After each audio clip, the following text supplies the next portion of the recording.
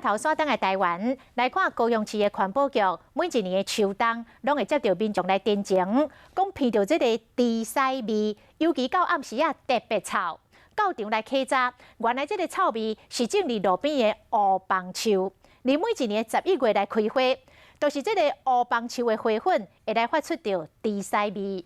毋但民众感觉臭，这个花粉嘛会互人过敏。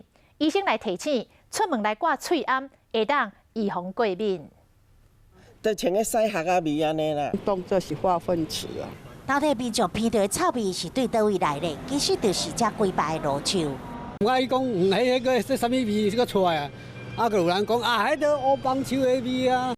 这树啊叫做乌棒树，每当11月是开花季节，只是这树啊顶白色的花会散发出臭味，随着花粉飘出来，那敢若臭味也个引发过敏。